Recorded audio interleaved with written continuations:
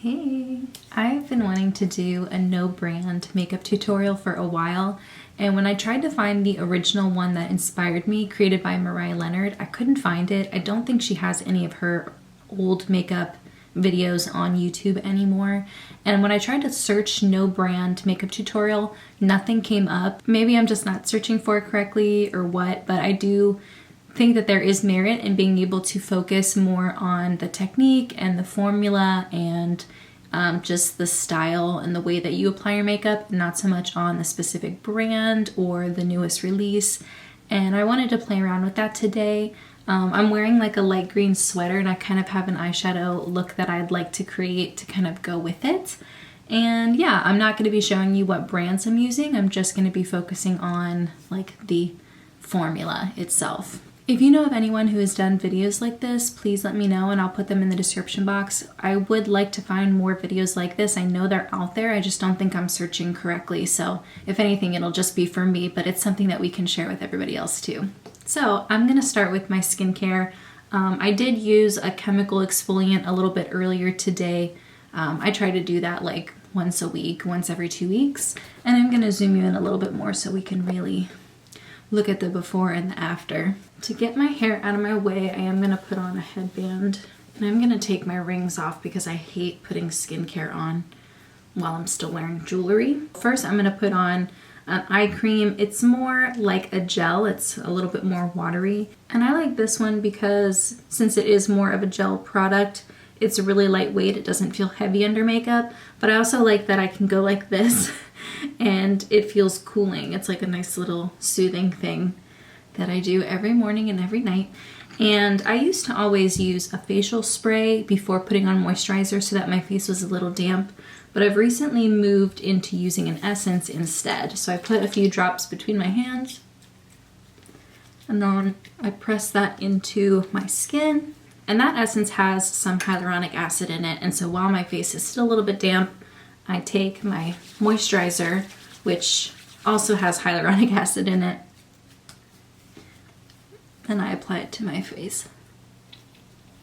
And I put it everywhere. I put it on my lips, I put it around my eyes, down my neck. And my skin type is more oily, especially in the summer, but I like to wear a moisturizer that isn't too lightweight. I use something that it's not the thickest product ever, but it's, you know, still got some moisture to it, definitely. Today is Saturday, and the Hozier album just came out. I think it came out on the 18th, and I've been seeing people talk about it on Twitter, and I'm really excited to listen to it, but I know that with this type of album, I'm gonna wanna be able to set time aside to like really focus on it.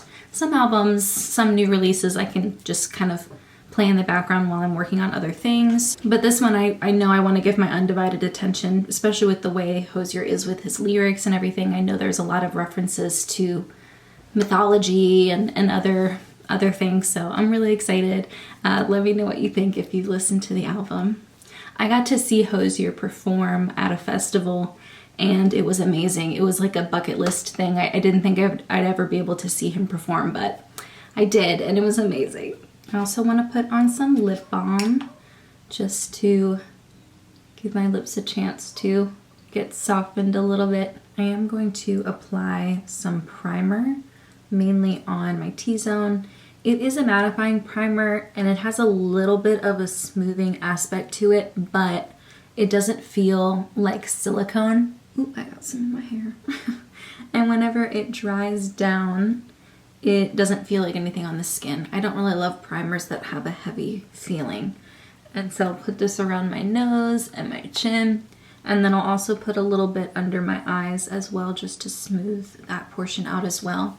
And I don't think I necessarily get greasy under my eyes, but I don't really like having a lot of shine there.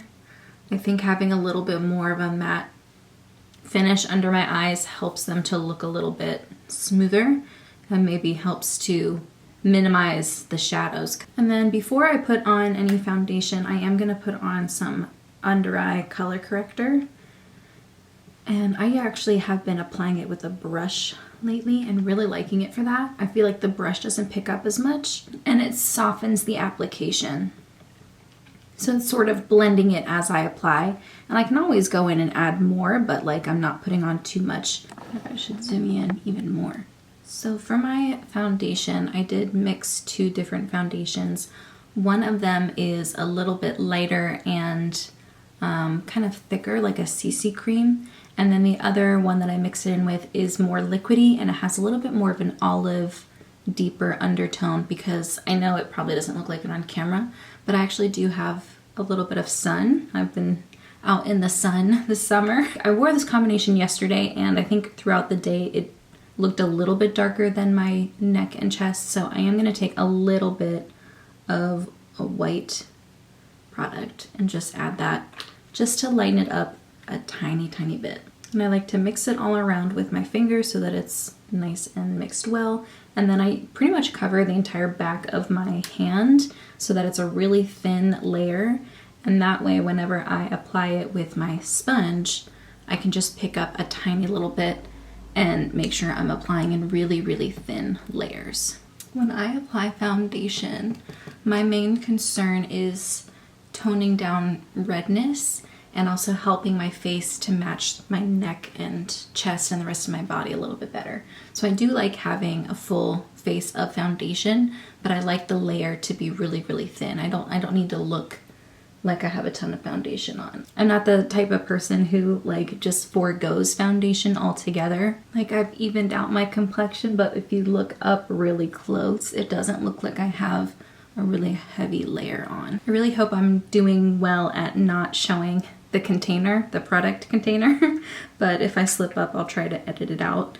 I am going to use some cream bronzer, and I don't use a lot. I use very little, and I like using bronzer that's in a pot and that is a little bit of a drier formula. And then I use a stipple brush, and I'm going to take a little bit of this and just kind of put it right on the crown there where it meets my hair, and then a little bit right on top of my cheekbone. Then I go in with my beauty sponge and I go in and soften it even more. Then I'm going to take the butt of that sponge and grab a little bit of cream blush, and this is also a little bit of a drier formula, and the color is kind of like a reddish plum, if you can see that. And just kind of put it right there.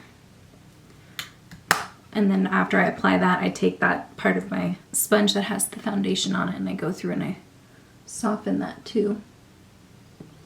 It looks really natural in person, but it kind of just brings a little bit of the life back that I blanked out whenever I put my foundation on. Now for concealer, I am using a really creamy concealer, but it doesn't have the fullest coverage. And I'm putting a little bit on my fingertip and then rubbing it together to sheer it out, and then just focusing it on that inner portion there. Just getting that inner corner. And then I do have a vein on this side, so I'm gonna tap over the vein and the outer corners. Now I usually use a violet colored powder, but today I'm gonna use the same powder. It's the same formula, but it's a little bit more yellow. It doesn't have that violet undertone. Just because I typically use the violet undertone when I'm at my palest, it tends to look better, but because I do have a little bit of sun, I'm a little bit tanner than normal, I think the yellow one looks a little more natural. Do you hear that bird just now? I'm using a small, I don't think they sell this anymore. This is an old e.l.f. brush, and it's like the small taper brush. It's like the perfect under eye setting powder brush, and I don't think they sell it anymore. And then I also take whatever's left on my brush and I use that to set my lid as well. And then just around my nose, because that's where I tend to get the most oily. Then to set the rest of my face, I'm using a really lightweight translucent HD powder, and I'm only putting a little bit in the cap and then dusting it off with this tapered larger brush from IT Cosmetics. And I'm essentially just setting down the portions of my face where I'm going to be putting other powder products, because I don't want them to stick to the still wet, creamy foundation underneath. And I make sure my brows are not damp either. I know that sounds weird, but sometimes like with your skincare and your foundation and everything, they can still be a little bit damp. I like to put highlighter on first, and I'm using very little on the brush, and it's kind of like a really light champagne colored, and it's more of a translucent type of shade. And so I don't know if it's going to be able to show on camera very well, but just kind of focus it on this portion of my face. And I like to apply it first because then the blush and bronzer that I put over it kind of helps it to look a little bit more seamless. The light is really bright right now, and so I don't know if it's being very accurate and showing you, but it's just a really pretty, very natural formula. And same for my bronzer. I don't like anything too dark or orange. I still just want to make sure that it helps to kind of bring life back to my skin. So I put a little bit on my temples, a little on the bridge of my nose, and then a little bit on my cheekbones, and then a little under my chin. Not necessarily contouring or anything, but just kind of helping it look a little bit more balanced. I'm gonna wait until after I do my eyes to do my blush, because I don't exactly know what color will look best with whatever eye look I come up with. So I'm gonna wait to do the blush part, and I'm going to apply some brow gel. I feel like if I show you me actually applying the gel, it's gonna tell you what brand I'm using. So I'm going to cut that part out, but know that I am just taking brow gel that's on like the spoolie applicator. All right, so I've applied the brow gel. I just swiped it through, and then I'm taking a clean spoolie, and as the gel is drying, I'm pushing it up a little bit. I don't really do the full on, like pushed up, really fluffy big brows. I don't think that really suits my face, but I do like pushing them up a little bit, and then once I've pushed them up, I kind of run a line along the bottom to smooth them down. There we go. And sometimes I use a brow pencil, like a micro pencil, to fill in any gaps or anything, but I feel like that's fine. I think that looks fine for now. And same with setting spray. I feel like if I show you me applying the setting spray, you'll know what brand I'm using. So I'm going to just like spritz my face and then come back on camera. And then I'm going to set my crease, just kind of applying it right where my eyelids naturally crease. And I'm just using a matte cream colored shade. I don't know if you hear that, but the morning doves are out, and I love the sound of morning doves. So it's nice to hear them kind of cooing in the background. Next, I'm going to apply a soft matte pink shade on the outer third in my crease. And I'm actually going to take a deeper brown matte, and I'm going to put that all over the lid to kind of smoke out the eye. And I'll go back to that light pink shade and that other crease brush and making sure that it's blended out. All right, so I put that color down almost as a base, and then I'm going to go in with a shade that has a brown base, but then it has a light blue shift, and it also pulls very green. I think that's probably what you can see the most. And I'm going to take that and put that all over my lid. I'm going to start with a dry finger first, and then I will go in with like a fluffy brush and a little bit of that. Oh wow, I just hit pan on that eyeshadow, and I can't show you because I don't want you to know what brand it is. Dang it. Okay, so I grabbed a little bit of that and I put it on two sides of this fluffier brush. I'm going to spray it with some setting spray, and then I'm going to more heavily apply it over the lids. And if you can see, that really, really makes it shine. I didn't even realize I was that close to pan. Next, I'm gonna wipe off that brush And then I'm going to go in with a slightly lighter eyeshadow. It still has a shift to it. It's also a multi-chrome. And I'm going to focus that on the first third of the eye. And then I will take a little bit of that on a smaller brush and I'll put that on the inner corner and just work it up like that. I do want to deepen it up a little bit, so I'm gonna grab, it's this color. It's kind of like a slightly deeper brown. And it is more cool toned, but it's not like that cool toned. It's got maybe a tiny bit of like reddish brown to it, and I'm just gonna pop that on the outer third of the lid. And I'm gonna grab a little bit of a cream colored eyeliner, and I'm gonna work that on the lower inner rim just to keep that part of my eye nice and bright. I think applying it with a brush helps to keep it look a little soft so that you still get that brightness without it being too garish. I'm gonna go back in with that brush I used to set my under eye concealer.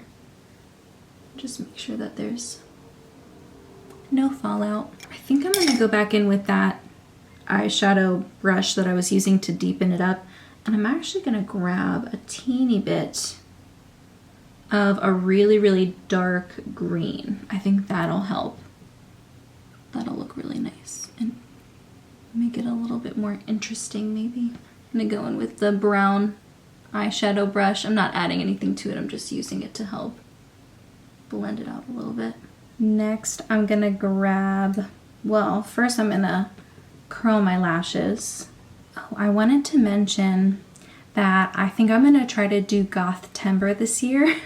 For those of you who aren't familiar, I'll put up the picture of the Instagram post, but every other day in September, Goth Adjacent on Instagram has chosen a certain type of theme, and you can do whatever you want with it. You can show a makeup look you'd do inspired by that theme. You can do a flat lay, whatever. You can do whatever you want to sort of celebrate that theme.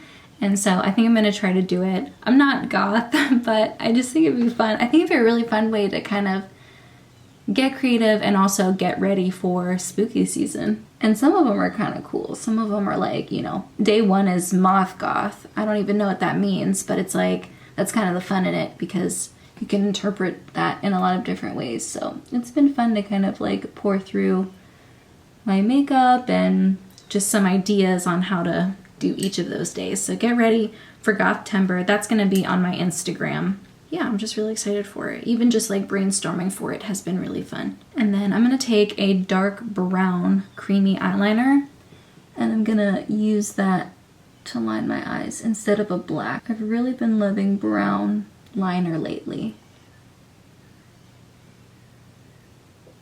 Okay, now that I've done my eyes, which I don't even know if you're getting a really good look at it because the lighting is a bit weird, but it's kind of grungy, but it still has like a really brightened aspect to it.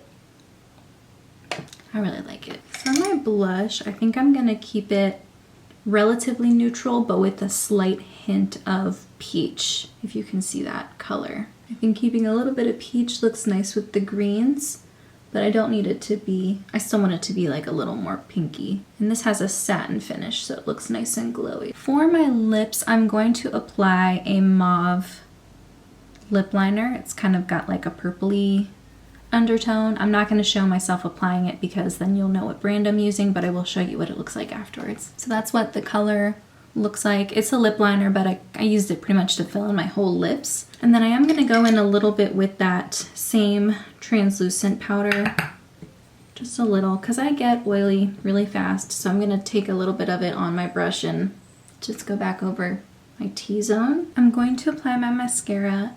Once again, I said it 7 times already, but I'm not gonna show me actually applying it on camera because then you'll know what brand I'm using. So I'm gonna do that really quick and then come back. That's what it looks like with my mascara on. I did a light layer, I didn't do anything too dramatic.